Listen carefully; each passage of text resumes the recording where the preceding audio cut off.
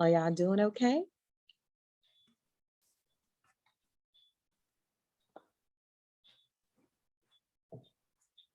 All righty, guys. We're going to get started in about 2 more minutes. Let people flow on in. And also, if I can ask if you can mute yourself when you come on in, so that way we can definitely hear our speaker and what's going to be said. And then we'll open it up at the end for any types of questions. You can unmute yourself and you can turn your camera on.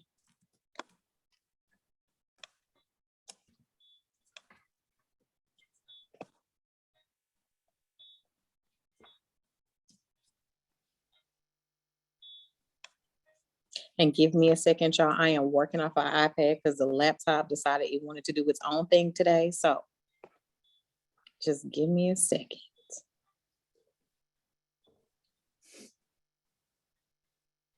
All right, guys, so we're going to go ahead and get started. So as you know, February is Love Month, but it's also Dating Violence Awareness Month. It is a month where we're recognizing history with Black History Month. It's a month where we're recognizing love with Valentine's Day. So we wanted to bring a little bit of a mesh to you all today. So we have someone with us, our guest speaker, who has been with us numerous times. We love to say that she is always here with us. She is supporting student life. She is who our students go to. They always are requesting her. And of course, we had to bring her back.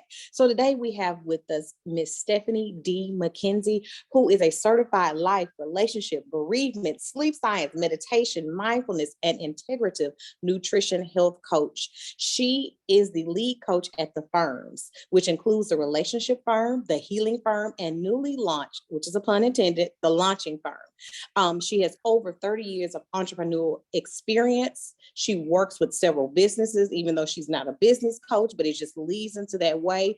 She is just an all over well-rounded life coach who is here to talk to us today about healthy relationships and what those look like. What are the red flags? What are the green flags? So I am going to hand it over to our certified specialist, life coach, every well-rounded coach, Miss Stephanie D Mckenzie. Hey, what's going on? How are you guys? So I really like a participatory type of energy. Some of you have been here before. If you've been here before, put before in the comments. Let me make sure in the chat, because I like to, know who's been here, or if you're all new to me, that's great. So I want to go ahead and give you a warning that I have been drinking Starbucks. So I take no responsibility for the level of energy that may come out of this particular presentation. We just know that, we just say that, and it's fine. All right, so let me see who's in the chat. Say hello. Let me see. You got to get participatory with me so I can make sure that you can hear me. Hey. Hey. Awesome. I see you in the chat, Jaquana. Thank you so much for your happy to be here. I'm happy for you to be here. So we're going to go ahead and get started. I took kind of a, hey, Mariela. I think Mariella's been here before. If you've been here before, say before and let me know. So then I can say, yeah, I remember, because sometimes I actually do remember when I've seen your name before. So anyway, Miss Ashley did a beautiful job introducing me. Every time I hear my bio, I'm like, golly, it sounds like you're really busy.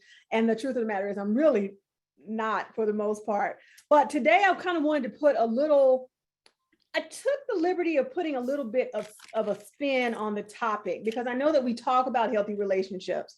And I wanted to really talk about what can keep us from having them. And I think in that, we're going to also get the conversations around the red flags and a little bit of an understanding, but we always leave room for Q&A.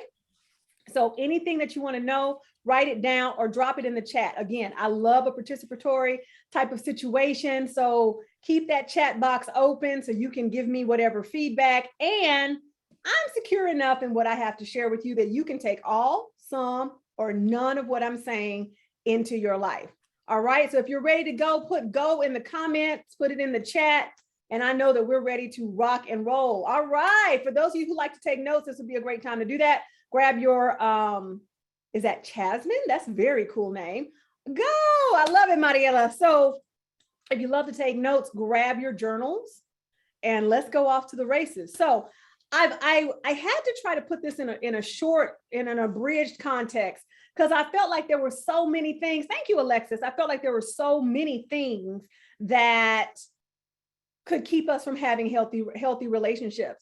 And the construct of healthy relationships is kind of a buzzword. And so we'll get into more of that. But like I said, in talking about what can keep us from having them, I think we'll begin to learn and unlearn some things that will benefit us. So I see, let's go. First things first, when we are lacking in self-esteem and healing, that can keep us from having healthy relationships. Well, what am I talking about? I'm talking about not holding yourself in high regard. And often when you don't hold yourself in high regard, you do something that I call proving for the choosing. It doesn't rhyme, but I think you'll understand what I'm saying. That means that you're trying to prove your worth. You're trying to prove that they should choose you, love you, be your friend, and all of that. You know, it's really kind of an energy of people pleasing on fire. Because how many of you have been in relationships where, you know, you just maybe didn't feel good enough for whatever reason? Like we're just going to be honest here. I've been in relationships where I felt like I had to prove my worth to this person. And I'm not just talking about romantic relationships. I'm talking about platonic relationships where it's like, oh, in order to be a good friend, I have to do all of these things. Like you're literally on stage performing. So if you can relate to that, put I relate in the comments. And out of that space sometimes comes the idea that you have to give it all. And that's something I've been talking about a lot. In fact, I did a video about it on my YouTube channel. And I was like, is that video even up? Maybe. Okay, maybe. But I was talking about it and I was like, it's so crazy. Yeah, it's up. It's so crazy how we've been taught that if we can give our all to somebody else, that is us demonstrating love. That is us demonstrating loyalty and commitment and all of these things. And I'm like, I'll get into the distortions later, right?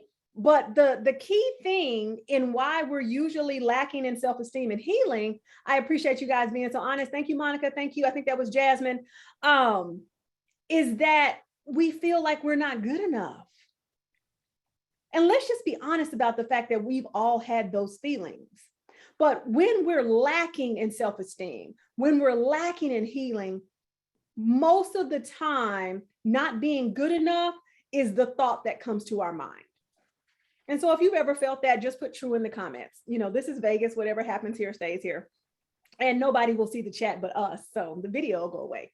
But nobody will see the chat but us. But I think we have to be honest about that. And that the healthiest relationship, honestly, is the one that we have with ourselves. And oftentimes we're not giving that relationship the type of priority that we should. And that's showing up in other places. Hey, Miss Lenora, I think I remember you as well. So I said to you that one of the things that can keep us from having healthy relationships is lacking in self-esteem and healing. Okay, well, what does that mean? Well, when we're lacking in healing, that means that we haven't made healing a priority. Okay, well, what does that mean? That means that when we look over our lives, we understand that there are things that may have happened in our past that we haven't dealt with. However, they're continuing to deal with us. I think one of the biggest mistakes that we make is that when we start talking about our childhood, if we had a good childhood, we act as if we don't have the right to deal with our challenges. And I get it that in childhood, no one has to perform a criminal act against you for you to feel some type of way, for your perspective to be shifted. You know, if one Christmas you didn't get the bike that you wanted and you really, really wanted that bike and you wrote to Santa Claus and whatever ever you did, and you sat on his lap and you sent a note and all of that, and you didn't get the bike, that may bother you. And you may say, well, I mean, sometimes kids just don't get what they want. Yeah, that's your adult self, but your inner child felt slighted. And the reason why I know your inner child felt slighted is because in 2022, you're still talking about the bike that you didn't get 20 some odd years ago. Does that make sense? Thank you. So they're going to ask you to mute yourselves as you come into the room. Thank you so much. I feel like a flight attendant. And so what I want to say to you in that is that nothing big T trauma has to happen to you in order for you to deal with the little T traumas that you may have had in the earlier parts of your life. What I feel like you do when you say, you know what, I'm going to commit to healing. When you say, you know what, I'm going to go see the counselor on campus, because they do exist, guys. They're there to serve you. I'm going to call a coach. I'm going to go see a therapist. I'm going to sit with some friends. I'm going to make it a point to maybe there are websites around codependency. And so there are codependent support groups. And so if you feel like, you know what, I can identify with some of these codependent patterns. If you say, I'm going to go to a meeting, I'm going to start having real conversations. I'm going to jump into a journaling challenge. I'm going to start to meditate and really go within. Those are commitments. And when you do any of those things, and there's a list, there's a plethora of options, right? That's just a few. I feel like you're doing something really powerful that I call taking back the pen. I'm going to talk about that a little bit more, because see, over time, and if you can relate to this, put pen in the comments, just wait till I say it. Over time, you may realize that there's a lot of narratives that have been written over your mind and your heart and your soul that you didn't write. There are beliefs you have that you were not given. There are thoughts that you have that didn't originate with you. There are stories about maybe what you can and cannot do that didn't come from you. So if you can relate to having stories and narratives in your life that you didn't write, put pen in the comments, because I feel like when you commit to healing and whatever that looks like for you, you are now taking back the pen. And not only are you taking back the pen, you are now taking control of the funhouse. You are now putting the proper perspective on your life, which means you are combating what I call the funhouse effect. And if you've ever been to a carnival, and I don't know if they still have them now, but they used to have a thing called a funhouse. And you go in the funhouse and there's a funhouse mirror. When you look in the funhouse mirror, people think it's crazy because their head will be bigger or mouth will be small. There's all kinds of distortions. And when we haven't committed to healing, and when we're still operating in a low level of self-esteem, the truth of the matter is that we have a distorted perspective. We might have limitations that someone told us to have, but actually on our limitations. As I began to heal, I began to see some of the things that I believed, I didn't believe anymore. Those didn't apply to me. That's not the way I want to live my life. That's not the boundary I want to exist in. But when we're not focused on healing, becoming whole, dealing with the holes. So you've got whole, W-H-O-L-E, and then our holes, H-O-L-E-S. When we're not committed to doing that, then it makes it very hard for us to have healthy relationships. And we might continue to call in people who are what I called wound worthy, because they are a reflection of our wounds. They are not a reflection of our wins. They're not a reflection of our healing. Oftentimes, and I hate to say this, sometimes we attract in people because they mirror us. Sometimes we attract in people because we're shining so brightly that people want to engage with us. It's not always about, you attract what you are. Sometimes you're doing a really great job and people see your light and they're like a moth to the flame. So you've got those options. But I really do believe that lacking in self-esteem and healing is one way that healthy relationships will elude us. Does that make sense? If that makes sense, put sense in the comments. If you have questions, write them down, because I promise we're going to come back. I told you I only had 3 points today. Well, sort of. We'll see how that works. So the next thing, and some of you may be very well acquainted with this, is something I call launching, thank you, Jessica, launching self-sabotaging behaviors inadvertently and intentionally. So the first thing is lacking in self-esteem and healing. The next thing that can keep us from having healthy relationships is that we are launching into self-sabotaging behaviors inadvertently and intentionally. Thank you, guys. Thank you, Diana. It might be Diana. I see them as they're scrolling up. I think that was Mariela. Yes, she said sense. Okay, perfect. So self-sabotage, have you heard that term before? If you have, put yes in the comments. I feel like there's a few ways that you can self-sabotage. And again, I will say, sometimes they are inadvertent and sometimes they are, okay, got it. They're inadvertent and then sometimes they're intentional. Would anybody here say that they've ever self-sabotaged? If you have, just put I have in the comments. And you may not have known it at the time. Okay. All right. I like it when you own your stuff. Okay. We're going to do more than own it today, but I like it when you own your stuff. I know that I have, because in self-sabotage, there's a few things that we do. One, we can probably create impossible standards. Two, we might create distance. Three, we're trying to confirm biases and control the situation. Okay. What does all that mean? Well, the first way we can self-sabotage is by creating impossible standards. So if you've ever heard somebody say that they, that they want to be in a relationship with this type of person, and they literally sound like they have Shaquille O'Neal's height and Jeff Bezos's bank account, they have the creativity of Basquiat, they orate like Martin Luther King Jr., and you're just like, where is this person going to come from? Like, this person does not exist. Sometimes people create these type of standards because they know in their heart that that person doesn't exist. And so if that person doesn't exist, then guess what? They don't have to take responsibility for finding somebody. I just can't find anybody who meets my standards. Anybody ever heard that? Not you guys. I know you guys would not set impossible standards, but if you ever, encounter some people with impossible standards, just put impossible in the chat. So in that, you've got the people that are creating these impossible standards, but let's say they do connect with someone platonically or romantically, sometimes even entrepreneurially. They start creating distance. And some of you may have been on the receiving end of people creating distance. Maybe they become emotionally distant. Maybe they become physically distant. Maybe they ghost. Anybody ever been ghosted?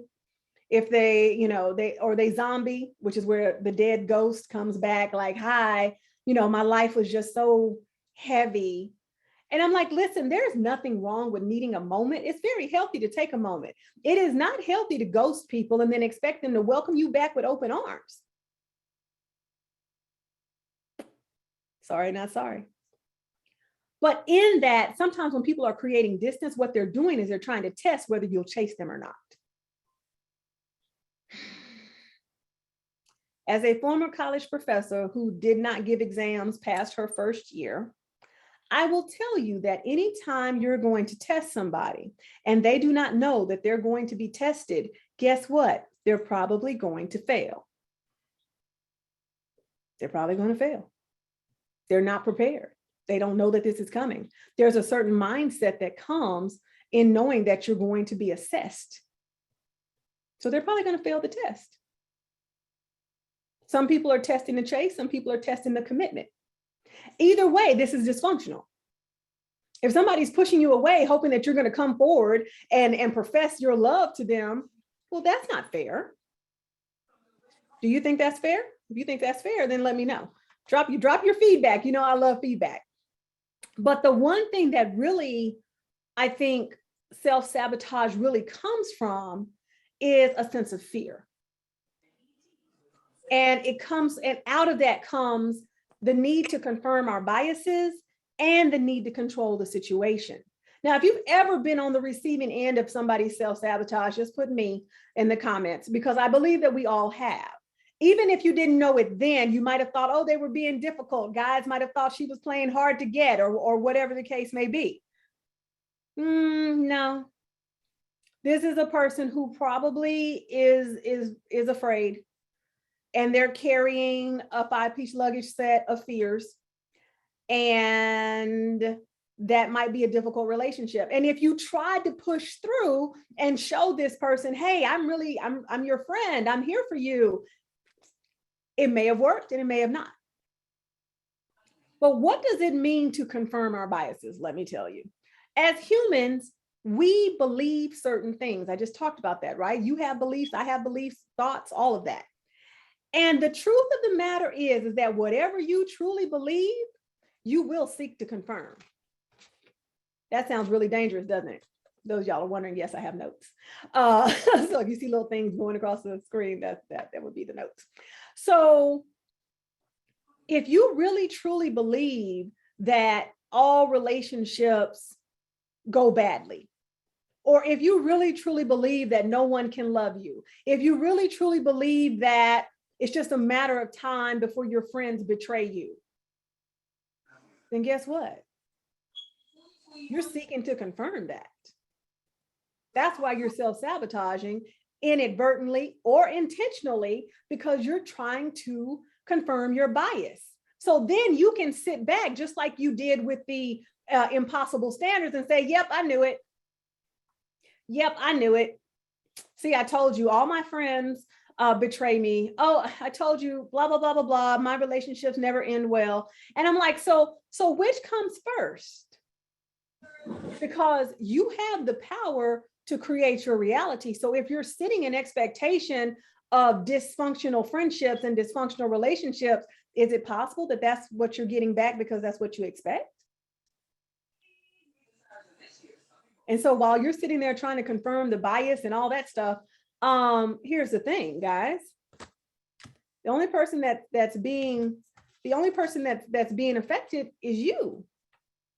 Because sometimes you do meet really amazing people. And sometimes you really do connect with people that are genuine.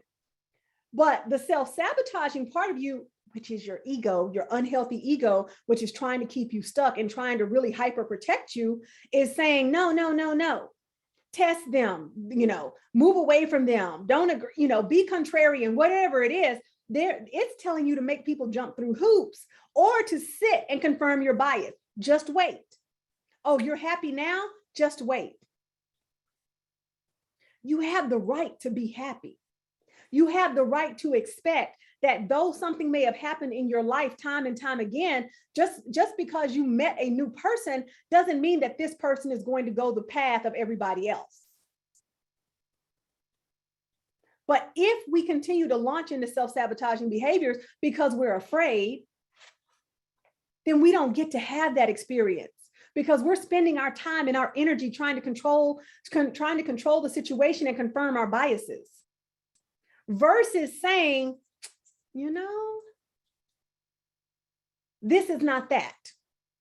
I'm in a new season of my life. Maybe I should communicate my expectations to this individual and then see what happens. I mean, I'm intuitive as well as empathic. And every now and then I do find myself reading the minds of people that I talk to, but ultimately that's not what we do, right? I had a conversation with a man on Monday, and bless his heart, I told him things about himself that he never told me. Okay, fine. Yeah, does that happen? Yeah, I try to be mindful about it, but yeah, it does happen. What I'm saying to you is, as gifted as many of you are intuitively, empathically, prophetically, whatever word you choose to use, we're not reading minds. A healthy relationship is one where expectations are communicated. A healthy relationship is one where we involve ourselves in mutuality. That means we're meeting in the middle. That means I'm not compromising myself and bending over backwards and contorting myself in order to prove that I'm worthy of you. That means that we both understand that we are worthy of the relationship, platonically, romantically, or entrepreneurially, and that we understand that we can go forth and do amazing things together. There is a mutual understanding. Does that make sense? Y'all let me know. Put sense in the chat. I'm like, y'all are so quiet. A little bit, just a bit. But the last point, kind of, in terms of what can keep us from having healthy relationships is something that I call, thank you, Ariana, is learning from toxic, codependent, and romanticized examples. So as a recap, the first thing is lacking in self-esteem and healing. The next thing is launching self-sabotaging behaviors inadvertently as well as intentionally. And the third thing is learning from toxic, codependent, and romanticized examples of relationships. When we do this, and it happens to everybody, thank you. we get in our heads what I call stereotypes and archetypes. Stereotypes and archetypes. And the unfortunate about stereotypes and archetypes, and some people say archetypes, I like to say archetypes, it's just tomato, is that oftentimes that will have us seeking surface compatibility versus long-term suitability. Recently, I watched a movie called The Tinder Swindler. If you saw The Tinder Swindler, put Netflix in the comments. I understand, Jessica, I understand. We're going to talk some more about that. I hope you'll be here till the end so we can have a little bit of a convo. I watched The Tinder Swindler this past weekend, and as a relationship coach, I've seen a lot of things. I've heard a lot of things. I've sat in sessions and heard things like, oh my gosh. In fact, I was so taken aback. I did a video on it, like I had to, because I was just like, there's so many lessons in here. Because when we're operating in these stereotypes and these archetypes, then compatibility seems like the thing. And you can be compatible with someone that you're not suitable to be in a relationship with. Home Alone face. Yeah.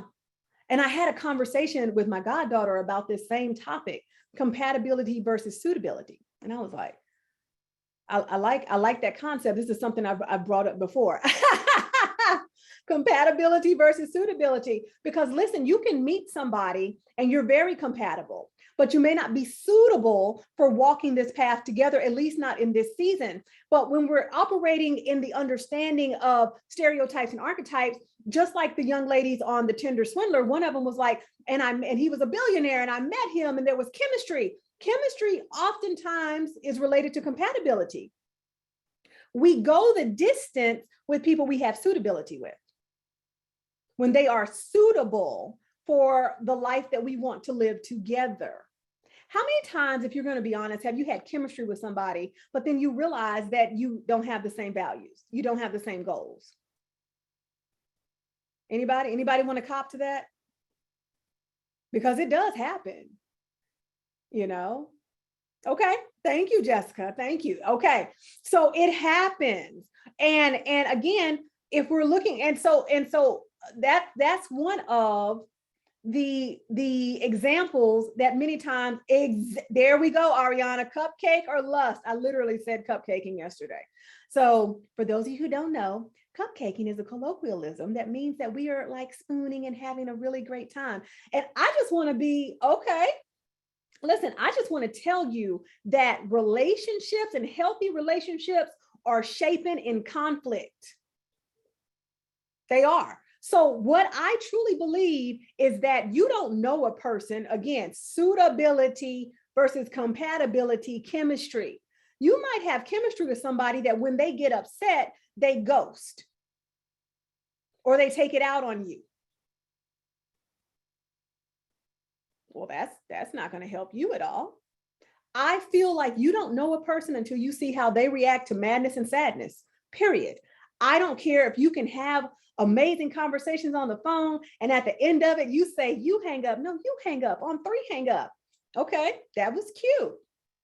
But we don't know a person until we react, until we see how they react to not getting their way, to being disappointed, to being hurt, to being heartbroken. You don't know that.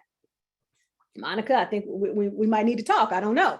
So that's what I'm going to challenge you with, is that we have to get over the romanticized examples of relationships, because that's how people like the Tinder Swindler can do exactly all seasons, mad, sad, happy, the whole nine. So that's how the Tinder Swindler, and people like the Tinder Swindler. That's the first time I've been able to say that like 3 times in a row without saying the Tinder Swindler. I'm so happy for me. They were operating with a romanticized example. They were making a fairy tale. And when you're existing in a fairy tale, you may notice in fairy tales, people don't ask questions. Anybody ever seen Frozen, the first one? Remember? I really like Frozen. It's actually on the DVR, and I don't have biological children. So when Elsa, what's the other one's name? Guys, Elsa and the other one. What's the other one's name? Anna meets the prince, remember? And Anna had been in the castle forever, and she was starved for affection and attention. Because remember, her sister was behind locked doors, creating ice castles. And so she meets this man, and they have chemistry. They seem compatible. But at the end of the day, she romanticized everything that was going on. And when you're romanticizing, you're not asking questions. In a healthy relationship, we can ask questions and get answers. We're not being love bombed. We're not being manipulated. And yes, friends can love bomb you too. And if you know anything about love bombing, that is usually the precursor to what's known as narcissistic abuse. Are y'all familiar with the term love bombing? Just let me know in the comments. If you are, just put LB, because love bomb is a lot to type. So I'm talking to you about the romanticized example, but what about the toxic and the codependent examples? Well, toxic examples are things like abusive relationships. If you grew up in a home where your parents had an abusive relationship, and that it could be emotionally abusive, but not physically abusive, but it's abuse all the same. If you grew up in a house where emotions were not celebrated, that could be a little bit toxic because you didn't learn emotional management, or the way you learn to manage emotion can be a little toxic. Because when you shut down, if you never emote in a healthy way, all you do is bring that energy into your body and you can create dis-ease. Okay, so Ariana says no. Is that no to the love bombing? Because I think we need to have that conversation. I'm finding a lot of people, although it's a common term in relationship coaching and those who deal with narcissistic abuse, I'm finding that the term love bombing is not as common as I think. And I need you to know what love bombing is, because it's happening a lot. And so I want to give you kind of a prophylaxis. Okay, I will, Jessica. Okay, I want to give you a prophylaxis because as we talk about chemistry, I also want to talk about love bombing. So give me 1 second and I'll circle back around. So toxic examples, again, abusive examples, dysfunctional examples, like if you had a parent that would go away and for long periods of time and then come back, or if you had a parent that played favorites. I'm going to tell you the truth, okay? In the patterns of behavior that I have seen, most people love the way they were parented. Most people friend the way they were parented. Now that can be good and not so good. But I'll just let you put that in your pipe and smoke it. That's a perfect segue. And so the codependent examples are where you see a non-reciprocal relationship, where somebody's happiness is literally contingent upon whether the person they're with is happy. Where you're giving your all. See how this all kind of, it's a tapestry, it's all woven together. But yes, we're going to talk about love bombing because I need you to know this. I recently, about a year ago now, spoke with a woman in her 50s, and she was being love bombed and didn't know it. Thankfully, the relationship ended, but had she not ended it, she would have found herself in a really bad place. So you guys remind me, put love bombing in the chat, so I'll make sure to come back to it, okay? Because I want to make sure that we leave here today, because the thing about love bombing is that it looks a lot like really great chemistry. And so I want to definitely teach you the differences, because healthy relationships don't start with a love bomb. They may start with chemistry, and then we move into an understanding of compatibility. And then definitely if we're going to go long-term, then we're looking for suitability. Though that is what forms our healthiest relationships. However, you may think if you're being love bombed that you are in a healthy relationship and you will give yourself over to the relationship and be deep into commitment, and then the bottom will fall out. And I don't say that to scare you. I say that to say this is something that needs to be discussed, okay? So let me go ahead and give you these points and then we'll get into it, all right? So we've got these 3 things that can keep us from having a healthy relationship. We've got the lacking in the self-esteem and the healing. We've got the launching self-sabotaging behaviors inadvertently or intentionally. We've got learning from codependent, toxic, and romanticized examples. So you guys got all of that. Are we clear? Because now we've got to talk about what do we do? What do we do if we've been dealing with this? What do we do when we finally decide, you know what, I think I would like a healthy relationship for once, a healthy friendship for once, a healthy romantic relationship for once, a healthy business partnership for once. What do we do? Well, oddly enough, in coming up with the concept, The acronym spells vape. Now, some of y'all might be saying, well, I already vape, and that is not going to help me with a healthy relationship. Okay. In the words of Tabitha Brown, that's your business. But in this case, it's an acronym. And so vape, the V is for being vulnerable with yourself. And that means that you've got to get honest and candid. Again, I told you the healthiest relationship that we can have is the one with ourselves. And when we neglect ourselves, we don't allow ourselves to grow and to flourish and to evolve, which is actually what the E stands for, the way that we should, the way that we can. And when we're not doing that, we're running the risk of bringing in people who will exploit that. They will exploit our pain. They will exploit they will exploit the pain that we haven't dealt with. Remember, in all things, we have to feel it so we can deal with it and heal from it. Hiding ain't healing. Bad English. Good point. So we have to be vulnerable with ourselves. In my new book, I call it kryptoniting. So we turn into our weaknesses, alleged weaknesses, and we begin to be very honest with ourselves and very candid with ourselves, because in that space, we can move into the A, which is awareness of our missteps. This is where we stop blaming them. It's so easy to blame the other person. And I'm not saying that they weren't at fault, but what role did you play? Did you play the role in trying to fix it? Did you play the role in staying too long? What role did you play in the demise of this relationship? Did you start to people please? Did you make them more of a priority than you made yourself? Did you make yourself the sacrificial lamb of love, of friendship? One of the things I said in the Tinder Swindler video was, before you judge somebody else, understand that though you may not have given somebody $250,000, we've all met our very own Simon Levov, and we've lost things. I'm happy to hear it, Jessica. I like it. I like light bulb moments.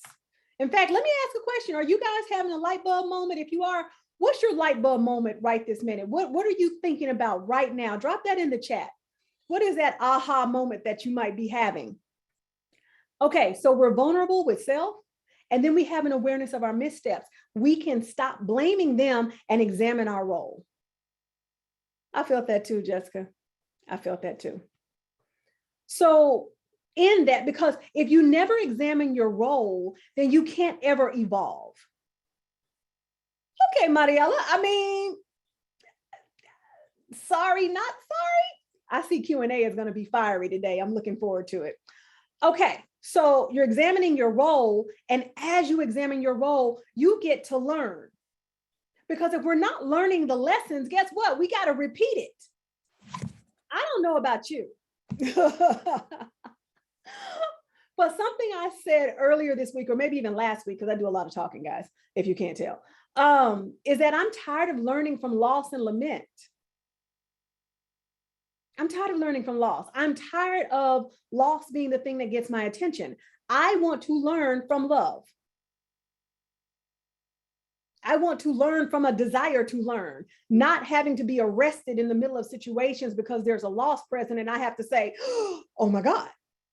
But in order to do that, we have to be attuned, and I'll talk about that in a minute. So in that desire to learn, we get to prepare. We get to prepare to be in healthy relationships and not just be ready. Because I'm going to tell you the truth. There's a difference in being ready and prepared. There's a difference in being ready, and there's a difference in being prepared. Let me give you an example. You go to a restaurant, you have a great meal, you're having a great time, but you look at your watch and you're like, oh, wow, it's getting late. You're getting sleepy. It's not that you don't enjoy the company, but you're getting sleepy, and it's getting close to your bedtime. So you're ready to go. Okay. But you're not prepared to leave. You know why? Because you haven't paid the bill. That's important. And many people are walking around saying that they're ready to be in a relationship. They're ready to be in a healthy relationship, but they're not prepared. They haven't studied and learned what a healthy relationship is. They still think that Kim and Kanye are relationship goals. I always knew Kim and Kanye weren't relationship goals. Some people are still mourning the breakup of Megan Good and Devon Franklin. Can I let y'all in on a secret? Just a little secret. If y'all want to hear my secret, put secret in the chat. Can I let y'all in on a little bit of secret? Okay. Jasmine says yes. All right, here's a secret. Relationships have seasons. Just because you pledge forever doesn't mean you're going to get it. Maybe all they were supposed to have was 7 years or 6 years, 6 or 7 years. We've got to stop mourning relationships that we weren't even a party to. I would much rather see two people separate and go on with their lives, securing the fact that they did have a happy relationship at some point and they had that experience, than to try to press forward to forever. How do you get to forever? It's real simple. It's a little euphemism I created. If we grow together, we can go together. I do believe in any relationship, be it friendship or be it romantic or even in business. If we're growing and evolving together, then we can continue to walk that path together. If at some point one or both of you are either growing in different directions or one of you is growing and the other is not, that can shift the path. And maybe that path ends because you've learned all you can from that particular season and that particular relationship. Does that help you a little bit? Because a lot of times what didn't work out because it didn't go forever did. In fact, it worked out really well. So that's my little secret. Okay, back to the vaping. So in that, as you're preparing, I'm trying to help Alyssa, and high five back to you. So in the preparing for healthy relationships, we study and learn what a healthy relationship is from reputable sources. We're not watching TMZ to find out what healthy relationships are. We're looking at Psychology Today. We're coming to events like this. We're connecting with people that we know in real life that will give us the truth. I love that. So, in that preparedness, we also seek to become the partner, the friend, the whatever that we want.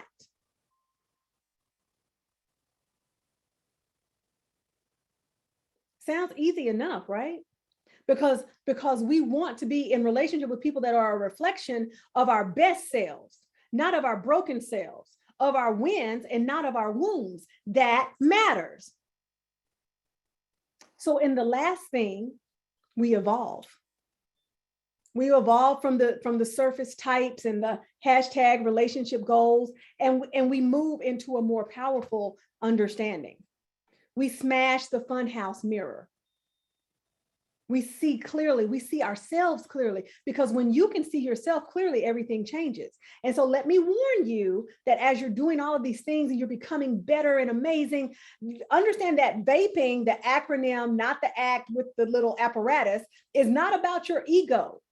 It's not about you thinking that you're better than people and somebody needs to get on your level, because that's a whole different class, but we can talk about that. It is about your heart and soul. And so the healthier you are emotionally, the better your relationships. Shocking. And if by chance you're getting better, but your relationships aren't, that definitely merits your attention. But the thing that I love is that the healthier you are mentally, the stronger your intuition and your discernment. And so then you begin to know what is and is not for you. You're not relying on a funhouse mirror distortion to tell you what's good and what's not. You're not relying on chemistry to tell you that you need to stay in this place. Your mind is clear and you can feel and understand where you need to be from a healthy place. So in conclusion, because I've been talking way too long, many things can keep us from having healthy relationships. You, all of you, have the power to choose and to change the narratives in your life. Remember, I need you to be the star in your story. And in order for you to do that, I need you to take back the pen. I need you to take back the pen from the narratives. I need you to take back the pen from the sketchy examples. I need you to take back the pen from your egoic mind telling you that your past is what you're doomed to endure in the present and the future. Take back the pen. So regardless of whatever you have experienced until this point, I now invite you to become better and not become bitter. My name is Stephanie D Mckenzie, and I want to thank you guys so much for loving and learning with me. I am open for questions. Let's get this party going. And I know I need to talk about love bombing. I'll probably do that. If you have a question, drop it in the chat, or if you want to come online. Oh, I like that question. Oh, let me do the love bombing thing really quickly. So love bombing is the precursor usually to narcissistic abuse. It looks a lot like chemistry, but here's the difference. Chemistry, oftentimes there's a mutual connection. In a love bomb, you are literally being drug along. You don't feel like you can say no. You don't feel like you can slow down. It's literally like you're in the backseat of a car going 150 miles an hour on the 610 loop with construction. And so you feel like you're at the mercy of what is going on. You're being lavish with gifts. You're being lavish with this and that, et cetera, et cetera. And if you're in a relationship with very high chemistry, but you feel as if you have to say yes to everything, you might be being love bombed, because you should be able to say no. And even if there is a high amount of chemistry, you guys should be able to discuss what's going on in your relationship. If you feel like you're taking a back seat and they're doing all the driving, then there's something to consider. I highly recommend that you Google the term and watch some videos on it. Okay, Jessica says, can you lead by example? In a relationship, is that what you're asking me? Let me get some clarity. Yes and no. If you're trying to lead so that they will do, if you're trying to lead by way of, I'm going to treat you the way you want to be treated, that can get dangerous. And here's why. When you put the energy into them, you're inherently pulling the energy away from yourself. So the way to lead by example is to care for yourself. No, love bombing, a guilt trip is a guilt trip. Love bombing can include guilt trips like, well, I love you and we're soulmates and we're going to be together, so you need to do this for me. Kind of like the Tinder swindler.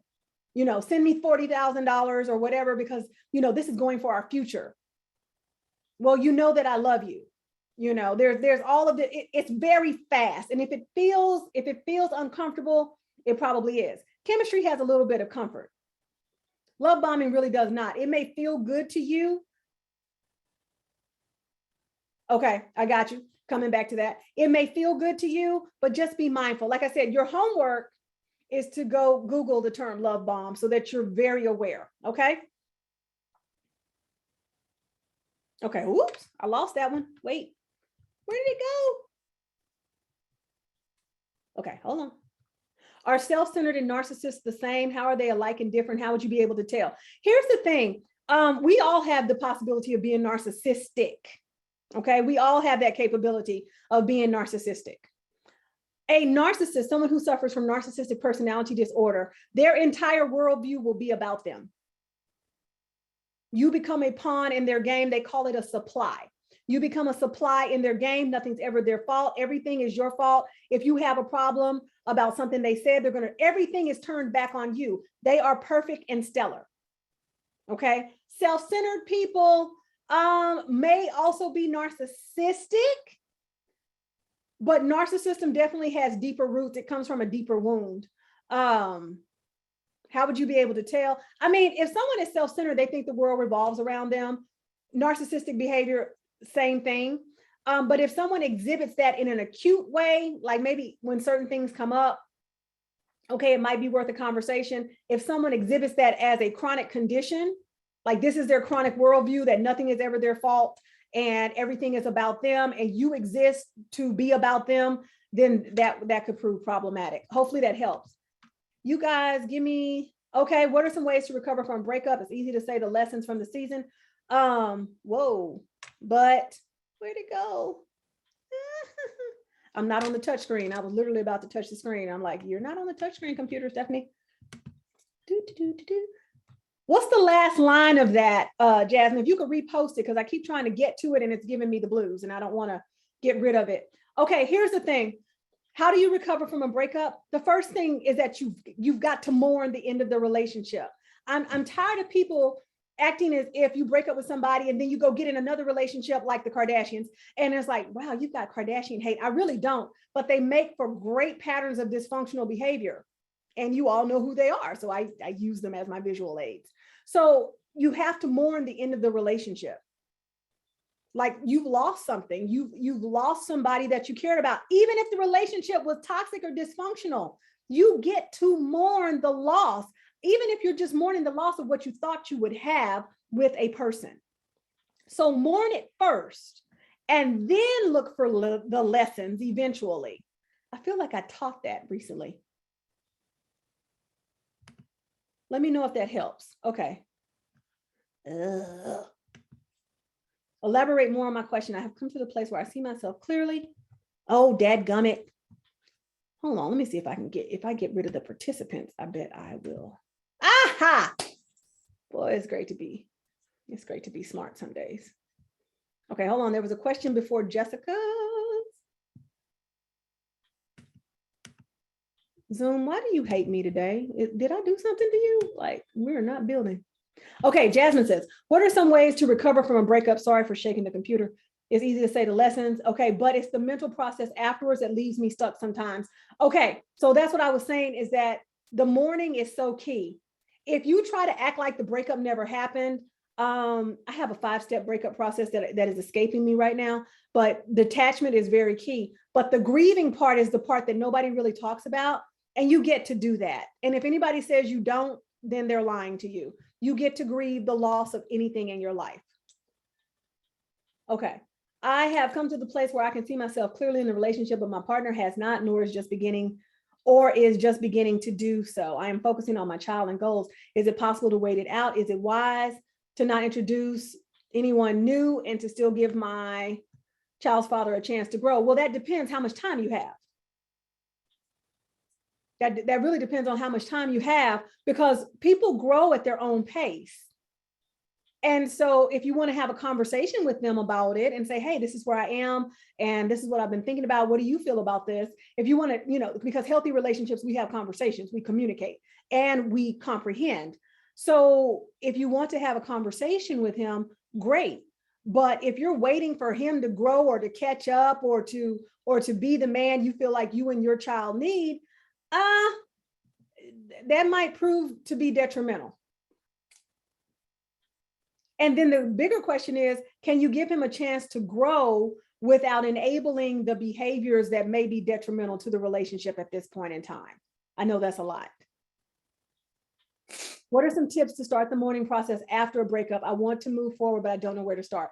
Okay, so tips to mourn is anything, you get to miss things. You get to, maybe you guys had a favorite movie. You get to watch the movie by yourself. I know that sounds kind of like, you get to write about the relationship. Don't move right into learning the lessons, but it's just like mourning anything else. You get to have memories. You get to reflect. And maybe that is one of the things that you start to go places that you would go together by yourself and begin to shift the narrative.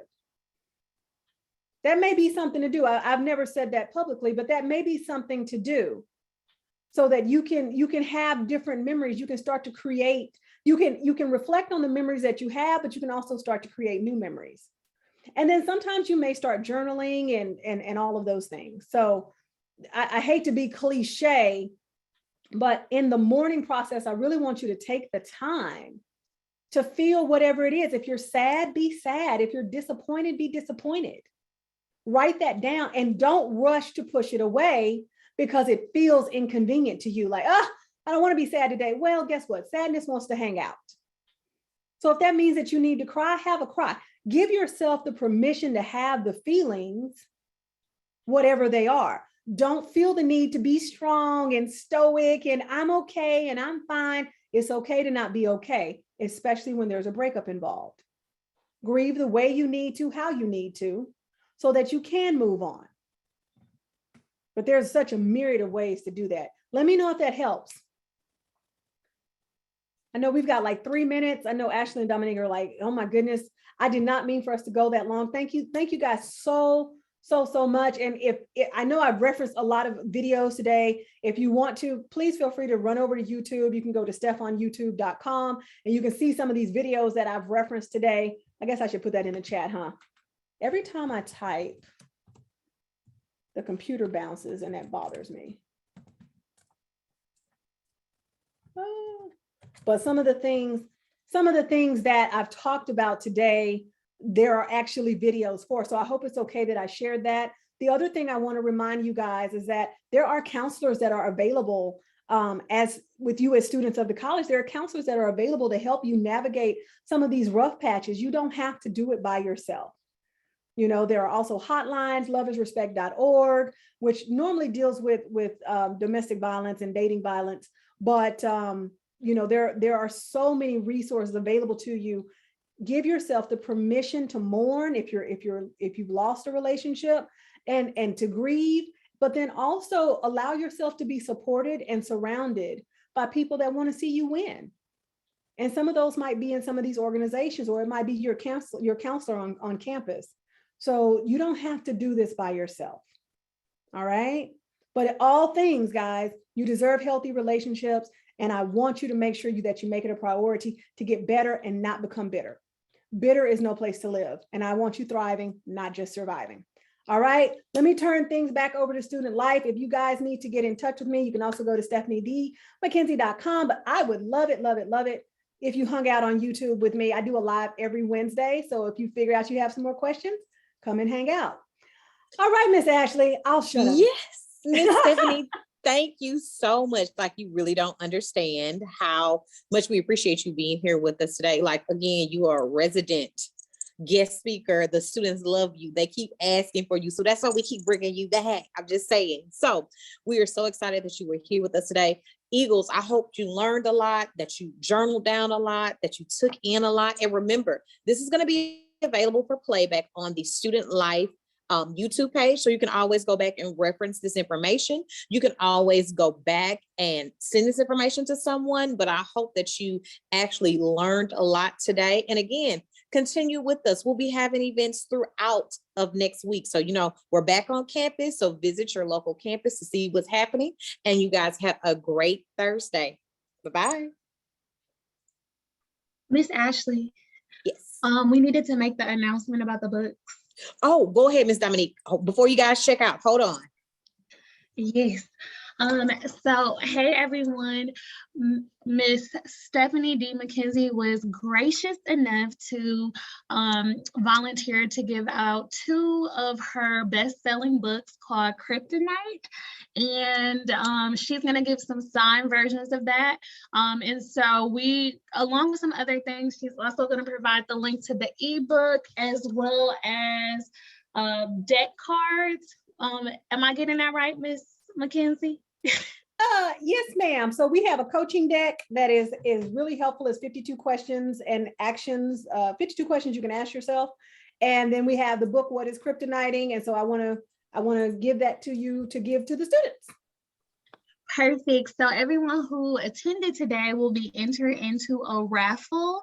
And so we'll send out the link to the playback for this event, as well as announce the 2 winners there. And then Ms. McKenzie will ship those books to one of our campuses, and then we will connect with the student to pick it up from their local campus or either direct ship it to the student. So just be on the lookout within the next couple of days for the follow-up email with the playback, the names of the winners. And then, yeah, I think that's it. If you are attending this event for Eagle Points, those Eagle Points will appear on your profile within 2 business days. If you're not familiar with Eagle Points, it is our incentive system to incentivize participation from students in these types of events. So you can find more information on our presence page. I'll drop that link in the chat. But yeah, so just show up to events, get points, and then you'll be able to redeem it for student life swag at the end of the year. So if you have any questions, feel free to reach out to us. And thank you again, Ms. McKenzie. This was great information. And thank you all for coming. Thanks, guys. Have a good one.